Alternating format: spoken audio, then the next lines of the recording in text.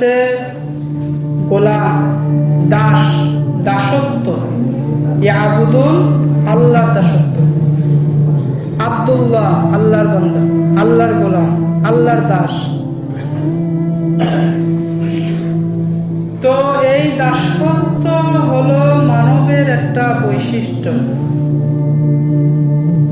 মানব জীবনে, মানবের ভেতরে, মানুষের ভেতরে কিছু বৈশিষ্ট্য আছে। তার অন্যতম বৈশিষ্ট্য হলো দাসত্ব।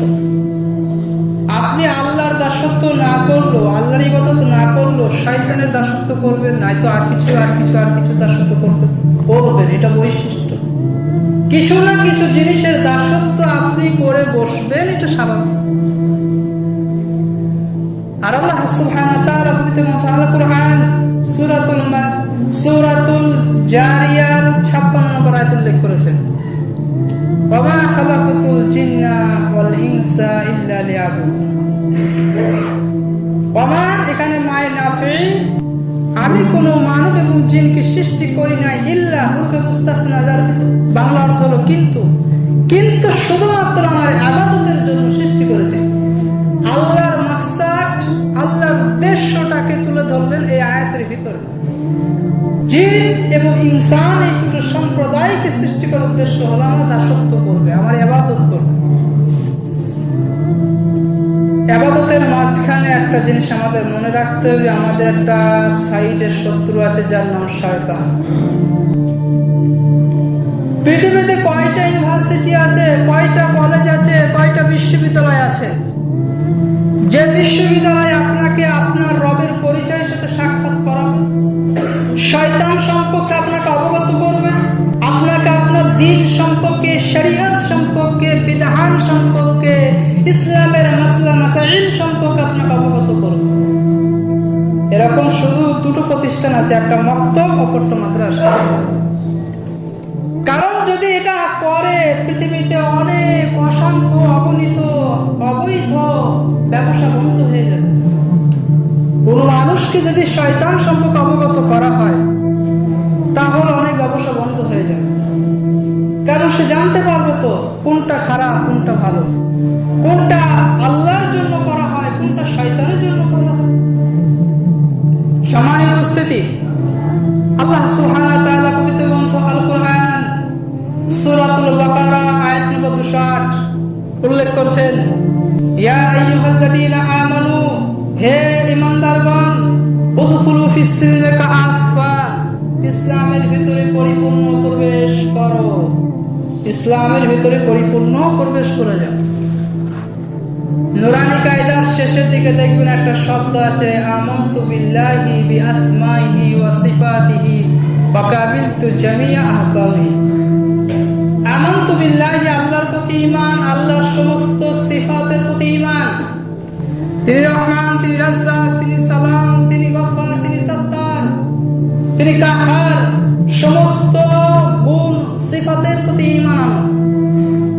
ওয়া কাবিলতু জামিআ আহকামিহি, আর কাবিলতু মানে হচ্ছে মাইনে কবুল কিয়া, আমরা গ্রহণ করে নিলাম, আহকামিহি হুকুমের জামা আহকাম, সমস্ত বিধি ও নিষেধগুলোকে আমরা কবুল করলাম, গ্রহণ করে নিলাম।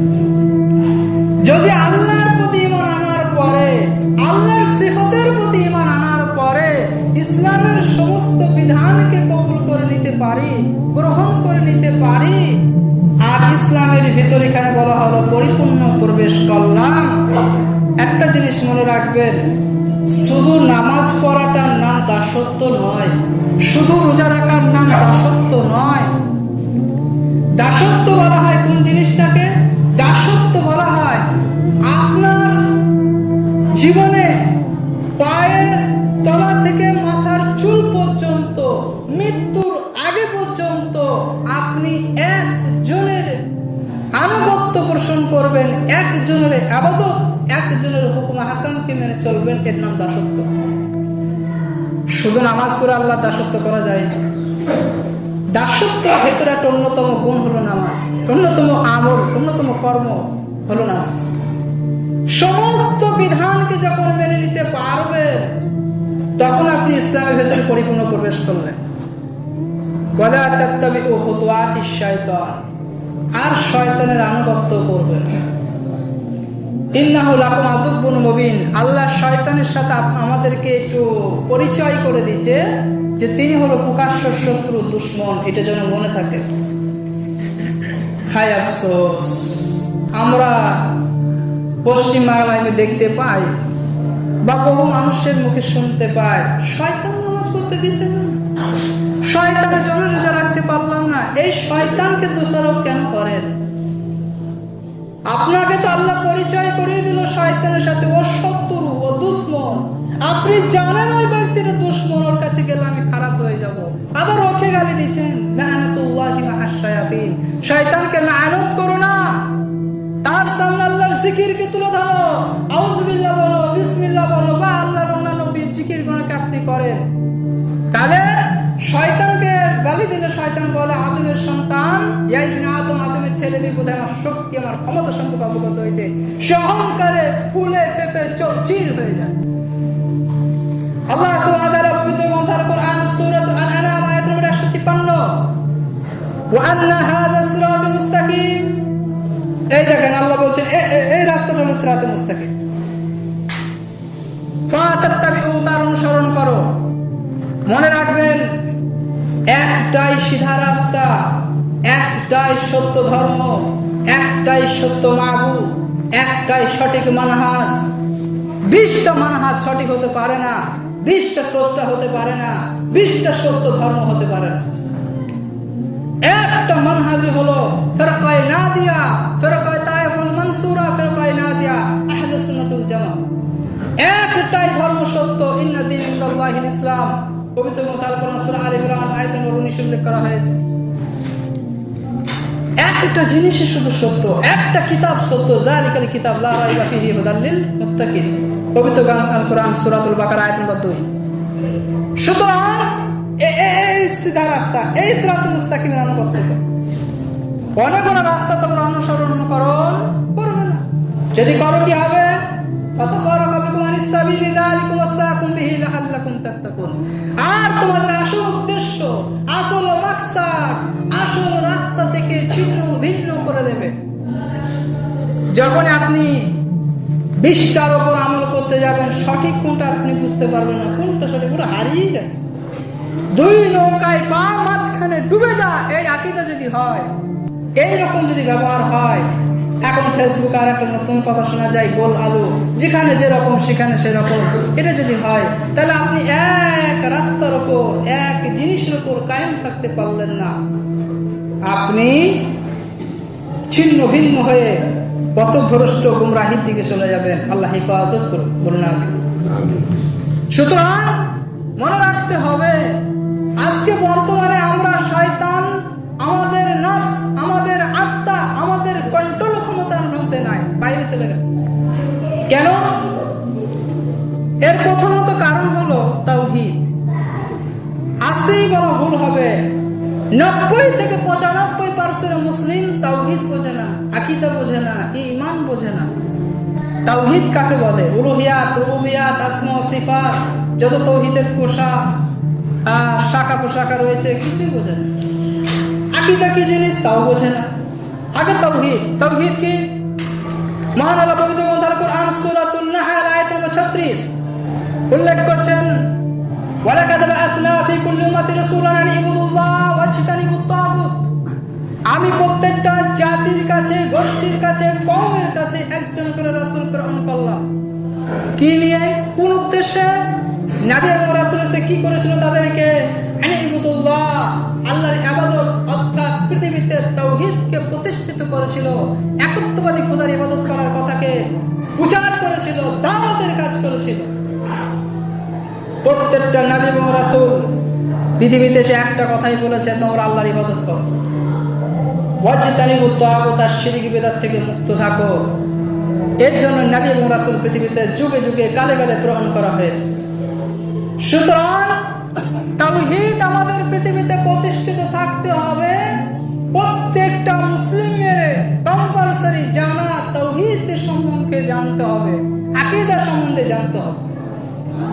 সম্মানিত উপস্থিতি, সারা পৃথিবীতে যত চাওয়া এবং পাওয়া সমস্ত কিছু উঠিয়ে নিয়ে এক ও অদ্বিতীয় বিশ্বজগৎ সৃষ্টিকর্তা মহান স্রষ্টার ইবাদত করার নাম তাওহীদ।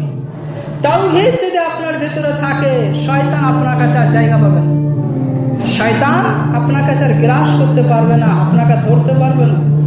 সূরাতুল মুজাদালার শেষের অংশের দিকে উল্লেখ করা হয়েছে, আল্লাহর কাছে দুটো দল আছে, একটা হলো মুমিন, একটা হলো শয়তানের দল। আমি খুব সংক্ষিপ্ত আকারে বলছি, সময় যেহেতু সীমিত। এরপর আসেন দ্বিতীয়টা হলো সালাত। আজকে মুসলিম সমাজ বলে, সূরা আনকাবুতের একটা আয়াত আছে, ইন্না সালাতা তানহা আনিল ফাহশাই ওয়াল মুনকার, নিশ্চয় সালাত মানুষকে অশ্লীল, ফাহেশা, বেহায়াপনা এবং নোংরা খারাপ কাজ থেকে বিরত রাখে নামাজ। আবু বকর এটা কি বললেন? নামাজ মানুষকে খারাপ কাজ থেকে বিরত রাখে। জি, তাহলে মানুষকে নামাজ পড়া অন্যায় করে কেন? তার নামাজ সঠিক হয় না। সল্লু কামা রাআইতুমুনি উসাল্লি, সহিহ বুখারী 7 নম্বর হাদিসে উল্লেখ করা হয়েছে যে আমি যেভাবে নামাজ পড়তে আমাকে যেভাবে দেখেছো ওইভাবে সালাত আদায় করো। আপনার নামাজটা যদি বিশ্ব নবীর তরিকায় না হয়, আপনার সালাত যদি কবুল না হয়, ওই নামাজ আপনাকে পাপ থেকে ঠেকাবে কেমন? পাপ থেকে ঠেকাবে কেমন করে? আমার একটা বক্তব্য আছে নামাজ সম্পর্কে সোশ্যাল মিডিয়ায়, সামান্য উপস্থিতি একটা মনে রাখবেন, নামাজই 5 প্রকার ওখানে বলা হয়েছে। এইভাবে যদি হয়, সপ্তাহে একদিন জুমার নামাজ করে চলে গেলেন, আর বাকি সপ্তাহ খাবো না, এটা তো আপনার নিজের তৈরি করা। এই এক সপ্তাহে একদিন করে এই জুমার নামাজ আপনাকে কি হেফাজত করবে, কি রক্ষা করবে, তোমার বুঝিয়ে আসে না। আপনি শুধু সপ্তাহে একদিন জুমার নামাজ পড়বেন, বাকি দিন খবর থাকবেন, আর আপনি বলবেন আমি গুনাহ থেকে মুক্তি পেয়েছি না, আমি মুসলিম, আমি উম্মতে মুহাম্মাদি, আমি এই, আমি তাই, আমি আল্লাহ তাই জান্নাতে চলে যাবো। এই ধারণা সব কেমন ঠেকাতে পারবে? এরা মনে রেখে দিই। এই জন্য সালাত মানুষকে অন্যায় থেকে, খারাপ কাজ থেকে বাঁচায় 100% সত্য। যালিকাল কিতাব লা রাইবা ফীহি হুদাল লিল মুত্তাকিন, কিতাবের ভিতরে বিন্দু পরিমাণ কোনো অবকাশ নাই, মিথ্যার কোনো অবকাশ নাই। কিভাবে নামাজ পড়তে হবে? আব্দুল্লাহ মাসউদ রাদিয়াল্লাহু আনহু বলেন, একটানা 40 দিন পর পর পর পর যদি তাকবীরে তাহরিমা সহ মসজিদে এসে জামাতে সালাত আদায় করে, আল্লাহ সুবহানাহু ওয়া তাআলা তাকে মুনাফিক এবং জাহান্নামী থেকে পরিত্রাণ দিয়ে দেবেন। বলুন আলহামদুলিল্লাহ। আমরা সেইভাবে সালাত আদায় করেছি? আমরা সেইভাবে নামাজ আদায় করি? সেই নামাজ আমাদের মধ্যে আছে? মনে রাখবেন, কোরআন সত্য, হাদিস সত্য, বরং আমরা আমাদের আত্মা, আমাদের নাফস, আমাদের হাতে, আমাদের কন্ট্রোল ক্ষমতার বাইরে চলে গিয়ে শয়তানের দাসত্ব করে বসেছে। যদি আজ থেকে শুরু করেন, যুবক ভাইয়েরা ভালো করে শোনেন, জীবন অনেক কিছু দেখে নিয়েছেন, জীবন অনেক কিছু রেস্ট নিয়েছেন, অনেক কিছু পাঙ্গা নিয়েছেন, শুধু আজকে এই জমাতে নিয়ত করেন সকলেই যে একটানা 40 দিন আমি এখানে সালাত আদায় করবো। তবে মনে রাখবেন, একটা তাকবীরে তাহরিমা ধরার জন্য, এক ওয়াক্ত সালাত এখানে ধরার জন্য শয়তানের বিরুদ্ধে পৃথিবীর 3য় বিশ্বযুদ্ধ করার সময় একটা লড়াই আপনাকে করতে হবে। মানে শয়তানের এত পাওয়ার, এত ক্ষমতা আছে, আপনাকে ওইভাবে অস্ত্র দিয়ে থামিয়ে দিতে পারে নামাজ রাখতে। যদি শয়তানের থেকে আপনার পাওয়ার, আপনার ক্ষমতা না থাকে, তাহলে তো হেরে যাবে। আর আমরা প্রত্যেক জন তাওহীদের উপর জন্মগ্রহণ করেছি, কিন্তু আমরা সেই ক্ষমতা, সেই পাওয়ার, সেই ঈমানের মজবুতিটাকে হারিয়ে ফেলেছি আস্তে আস্তে। কেন? একটাই কারণ, যে আমাদের কাছে দাসত্ব জিনিসটা, আল্লাহর ইবাদতটা আমাদের কাছে আস্তে আস্তে সরে গেছে। কোরআন সরে গেছে, ইবাদত সরে গেছে, নামাজ সরে গেছে, দিন সরে গেছে। এইভাবে একটার পর একটার পর একটার পর জিনিস আস্তে আস্তে সরে যেতে যেতে এক সময়তে শয়তানের গোলাম বেঁধে গেছি আমরা। এবার আসেন, ইবনে কাইয়িম রাহিমাহুল্লাহ তিনি বলছেন, শয়তান আপনাকে কিভাবে ওয়াসওয়াসা দেবে। দেখেন, কয়েকটা মাকসা ব্যবহার, সবগুলো বলা সম্ভব নয়, তুই একটা বলি। শয়তান আপনাকে অতি সিম্পল ভাবে জাহান্নামে নিয়ে যাবে। এই যে গতকালকে কি গেল একটা জন্য, 25শে ডিসেম্বর, অনেকে কেক কাটে, অনেকে আর কিছু আর কিছু আর কিছু আর কিছু করে। শয়তান এসে তাদের সাথে দলে যোগ দিয়েছে না চাঁদা দিয়েছে? যে বলবেন শয়তান করিয়েছে, শয়তান করছে, জি না, ওরা মানুষ নিজের ইচ্ছাই করে। আর যদি মানুষ নিজের ইচ্ছায় না করে, তাহলে বাধা দিলে সে বাধা নেয় না। সে তো নিজের ক্ষমতার জোর জবরদস্তি করে করছে। এরপরে 31 নাইট আসবে, 1 জানুয়ারিতে অনেকে পিকনিক করবে, বেহায়াপনা, নোংরামি, ফাহেসার কাজ, যার শরীয়তে কোনো সম্পর্ক নাই, কোনো ইহুদি জানুস দেবতা থেকে এগুলো উল্লেখ করেছে। তো শয়তান অতি সিম্পল ভাবে জাহান্নামে নেয় কয়েকটি জিনিসের মাধ্যমে। তার মধ্যে একটা হলো জীবাহতা, একটা গীবত, একটা অপবাদ, একটা গীবত, একটা অপবাদে আপনাকে এক অপবাদে জাহান্নামে নিয়ে যেতে পারে।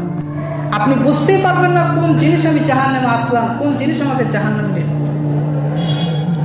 আর আল্লাহ সুবহানাহু ওয়া তাআলা পবিত্র গ্রন্থ কোরআন উল্লেখ করেছেন সূরাতুল মুলুক আয়াত নম্বর 2। তিনি বলেছেন লিয়াবলুয়াকুম আইয়ুকুম আহসানু আমালা। আমি শুধু পরীক্ষা করার জন্য পৃথিবীতে প্রেরণ করেছি।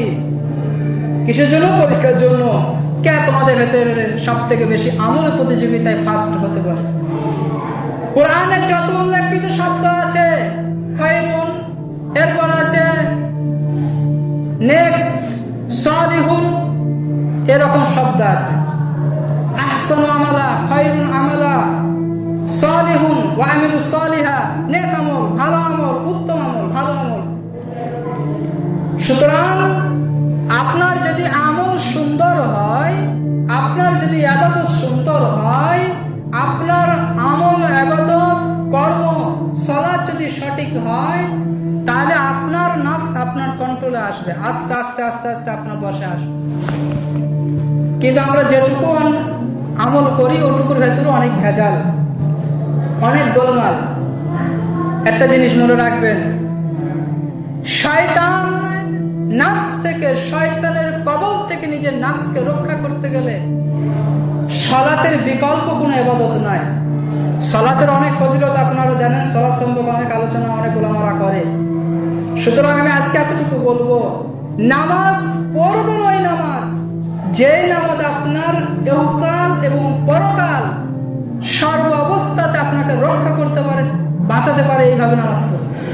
এই নামাজ যদি করেন আর আল্লাহর কাছে যা চাইবেন আল্লাহ তাই দেবেন ইনশাআল্লাহ। এটা আল্লাহর সাথে আমি আল্লাহকে সাক্ষ্য রেখে বলে যাচ্ছি আজকে ডাঙ্গাপাড়ার মাটিতে, যদি আল্লাহকে সন্তুষ্টের জন্য ইবাদতটা হয়ে থাকে আর শরীয়তের বিধানের উপর ইবাদত হয়ে থাকে, যা চাইবেন আল্লাহ তাই দেবে। আল্লাহ দিয়ে আল্লাহকে আমরা পারি না চেয়ে নিতে, আমরা হতভাগা, আমাদের ভাগ্য কপাল খারাপ। অতি সিম্পল ভাবে জাহান্নামে নিয়ে যেতে পারে। এখন একটা হাদিস বলে এবার আমার বক্তব্য করছি। দেখেন আমাদের ব্যাধিটা কোথায়, আমাদের রোগটা কোথায়। রাসূল সাল্লাল্লাহু আলাইহি ওয়াসাল্লামের কাছে এরকম কিছু সাহাবাদেরকে নিয়ে বসে আছে, খুব মন দিয়ে শোনেন এই হাদিসটা। তো হঠাৎ করে আল্লাহ রাসূল বলছেন, সাহাবারা এখনই তোমাদের ভিতরে একজন জান্নাতি সাহাবী প্রবেশ করবে। আমর বিন আস বলেন, আমি দেখলাম যে রাজুল মিনাল আনসার, একজন আনসারি সাহাবী দাড়ি মুছতে মুছতে এসে আমাদের এর সাথে বসলো। 3 দিন এভাবে বললো জান্নাতি ব্যক্তি প্রবেশ করবে। তা এই আমর বিন আসের কৌতূহল হলো যে ও কি এমন আমল করে, ওকে আল্লাহ রাসূল জান্নাতি জান্নাতি বলছে, আমাকে জানতে হবে। তাদের আগ্রহ ছিল আলাদা। ওয়া আমসিকা আলা বাইতিহি ফাস্তাজা আলাইহা মিনাল আনসার, ওই আনসার সাহাবীর কাছে তার বাড়িতে থাকার 3 দিন অনুমতি চাইলো, তাকে অনুমতি দেওয়া হলো। সে 3 দিন থাকলো। থাকার পরে বলছে, মাফি আমালি ওয়া কাসরাতিল আমালি লা ইয়াসজুদু আলা ফাফিল ফাজরিহা ওয়া আকসুহু মিন নাফসি আমালাল গাসিরা। আমি তার ভেতরে অতিরিক্ত কিছু আমল দেখি না। আমর বিন আস বলছেন, 3 দিন তার বাড়িতে ছিলাম, তার তাহাজ্জুদ নামাজ দেখলাম না, বেশি বেশি দান করা দেখি নাই, কোনো বেশি আমল দেখি নাই, শুধু ফরজ আমলটুকুই করছে, এর বেশি আমল করে নাই। অথচ নবী মুহাম্মদ তার ব্যাপারে বলছেন 3 দিন ধরে সে ব্যক্তি জান্নাতি জান্নাতি। তাকে খুলে বললাম আসল তথ্যটা, আমি এই জন্য তোমার বাড়িতে এসেছিলাম, তোমাকে দেখতে এসেছিলাম, কি আমল করো, তোমাদেরকে রাসূল সাল্লাল্লাহু আলাইহি ওয়াসাল্লাম জান্নাতি বলেছে। আমার কাছে তো তেমন কিছু আমল নাই ভাই। এই বলে এবার বিদায় নেবেন, আর তিনি তার কাছ থেকে বিদায় নিয়ে ফিরে যাবেন। এমন তো অবস্থায় আমর বিন আস বলছেন, সেই ব্যক্তি বলছেন, শোনো শোনো শোনো, একটা আমল হতে পারে, জানি না তবু হতে পারে, আমার জানার নাই সঠিক, তবু হতে পারে। কি আমল? বলে, আমি যখন রাতে বেলায় ঘুমাতে যাই, সকল ব্যক্তিকে সারাদিন যা যা যা যা করেছি, কেউ আমাকে মেরেছে, কেউ আমাকে বকেছে, কেউ আমাকে অপমান করেছে, কেউ আমার টাকা মেরে নিয়েছে, কেউ আমার সাথে খারাপ ব্যবহার করেছে, কেউ আমার সাথে অন্যায় করেছে, কার উপর আমি ক্ষিপ্ত আছি, কার উপর আমার রাগ আছে, সকল ব্যক্তি ব্যক্তিকে সে মহান স্রষ্টার জন্য নিজ ভাবে ক্ষমা করে দিয়ে